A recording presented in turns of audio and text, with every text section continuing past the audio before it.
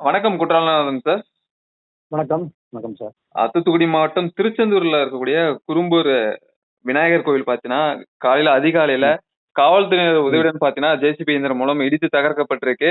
கோவில அப்புறப்படுத்த காரணம் என்ன சார்? உண்மையிலேயே ரொம்ப வருத்தமான விஷயம்.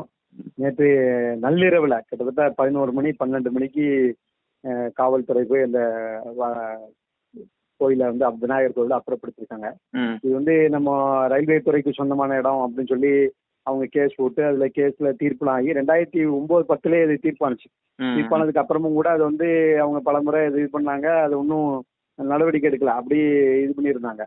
ம். இப்போ ஆட்சி மாற்றம் ஏற்பட்டதுக்கு அப்புறம் என்ன பண்ணிருக்காங்க, ரயில்வே துறை போய் கடந்த மாதம் ஹைகோர்ட்ல போய் ஒரு இது போட்டு ரிட்டு போட்டு ம். எங்களுக்கு வந்து இந்த கோயிலை அப்புறப்படுத்தணும், நாங்க வந்து எங்களுக்கு பாதுகாப்பு கொடுங்கன்னு கேட்டு ம். இப்போ நேற்று காவல்துறை வந்து நேற்று காலையிலேயே அந்த விநாயகர் கோயில் அப்புறப்படுத்திட்டு வந்தாங்க. நம்முடைய இந்து முன்னணி பொறுப்பாளர்கள் அங்க உள்ள பக்தர்கள்லாம் ம். அது வந்து பல வருஷமா இருக்கக்கூடிய கோவில் அப்படின்னு சொல்லி இது பண்ணாங்க. ம். இந்த கோயில் வந்து எங்க இருக்குன்னா நம்ம குறும்பூரினுடைய ரயில்வே இதுக்கு பக்கத்துல இருக்குது. ம். இதுக்கு பக்கத்துல தான் நம்ம இந்த மோகன் சீலாசரசனுடைய ஒரு பெரிய சர்ச் ஒன்று இருக்குது. ம். இப்போ நம்ம அங்க இருக்கக்கூடிய மக்களுடைய கருத்து என்ன இருக்குன்னா, இந்த சர்ச்சுக்கு பக்கத்துல இந்த பிள்ளையார் கோயில் இருக்கிறது கூட இவங்களுக்கு அது ஒரு இடையூறா இருக்கதான் நினைக்காங்களா, அல்லது அதை விரும்பலையா, அவங்களுடைய பின்னணி எதுவும் இருக்காங்கிறது கூட தெரியல. ரொம்ப வருஷமா இது வந்து இந்த விநாயகர் கோயிலை அப்புறப்படுத்துறதுக்கு ரயில்வே துறை முயற்சி பண்ணிக்கிட்டே இருக்காங்க. நான் கேட்கறது என்னன்னா, இந்த இது முயற்சி பண்ணக்கூடிய ரயில்வே துறை எக்மோர் ரயில்வே ஸ்டேஷனுக்குள்ள மேரி மாதாவனுடைய சிலை இருக்குது. ம். அது இன்னை வரைக்கும் இருக்குது. அது அப்புறப்படுத்துக்கு எத்தனையோ புகார்கள் கொடுத்தாச்சு. அதுக்கு எந்த நடவடிக்கையும் இல்லை. ம். அதே போல நீங்க கோயம்புத்தூர் ரயில்வே நிலையம் பாத்தீங்கன்னா, கோயம்புத்தூர் ரயில்வே நிலையத்துக்கு உள்ளேயே வந்து அதனுடைய இடத்துக்குள்ளேயே பள்ளிவாசல் இருக்குது. ம். இந்த பள்ளிவாசலுக்கு மாற்று இடம் கொடுத்தாச்சு. மாற்று இடத்துல புதிய பள்ளிவாசலும் கட்டி கொடுத்தாச்சு.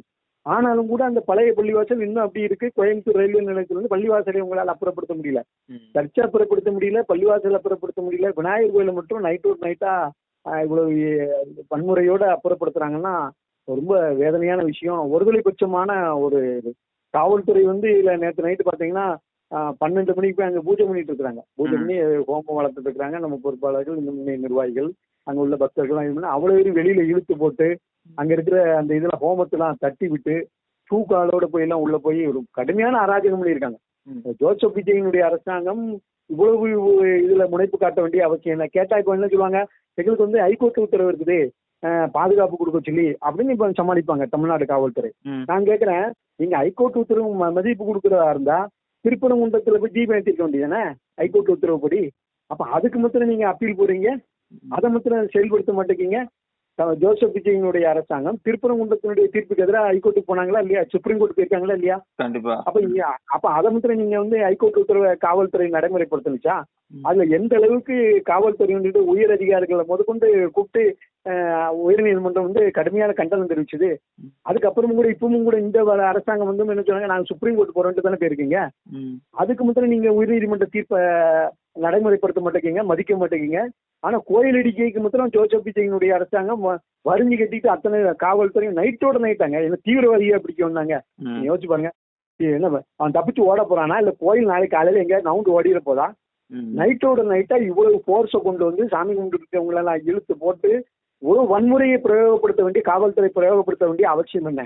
அப்ப இது பின்னணியில யார் இருக்கா? மோகன் சீலாசரஸ் ஏதாவது பிரஷர் கொடுத்தாராங்கிற கேள்வி இன்னைக்கு அந்த மக்கள் மத்தியில வந்திருக்கா இல்லையா? இது ஏற்கனவே தமிழ்நாடு அரசாங்கம் ஒரு கிறிஸ்தவ சார்புடைய அரசாங்கமா போயிட்டு இருக்குங்கிற கருத்து பரவலாகவே இருக்குது. அது சட்டசபையிலேயே நம்ம பல விஷயங்கள்ல பாக்குறோம். இப்படிப்பட்ட சூழ்நிலையில வேற யாரையோ திருப்திப்படுத்துறதுக்காக, வேற யாருடையோ குறிக்கோளுக்காக காவல்துறை ஏவப்பட்டு இருக்கிறதா அப்படிங்கறதா ரொம்ப வருத்தமான விஷயம். இந்த விநாயகர் கோயில் அப்புறப்படுத்தப்பட்டது உண்மையிலே இந்து முன்னணி வன்மையாக கண்டிக்கிறது. மீண்டும் அந்த இடத்துல வேறு ஒரு இடம் ஒதுக்கி கொடுத்து கட்டாயம் விநாயகர் கோயில் அமைக்கணும். இல்லை என்று சொன்னால் தமிழ்நாடு முழுக்க இந்து முன்னணி இந்த பெரிய அளவுல பக்தர்களை திரட்டி போராட்டத்தை கோயிலை இடிக்கும் போது தடுத்து நிறுத்த வந்த இந்து முன்னணியெல்லாம் கைது செய்யப்பட்டிருக்காங்க. இவெல்லாம் விடுவிச்சிருக்காங்களா? என்ன நடவடிக்கை மேற்கொண்டிருக்காங்க சார் காவல்துறை தரப்புல இருந்து?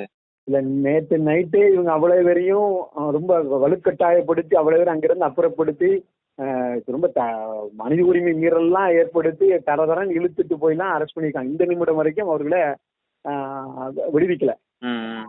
அவர்களுடைய நோக்கம் கோயிலை இடிக்கிறதுக்காகத்தான் நாங்க வந்து இவங்களெல்லாம் கைது பண்ணோம்னா கோயிலை இடிச்சுட்டீங்க, நீங்க அத்துமீறி கோயிலை இடிச்சாச்சு, அப்போ இன்னமும் அவங்கள வந்து இருத்தி வைக்க வேண்டிய சிறைப்படுத்தி வைக்க வேண்டிய அவசியம் என்ன?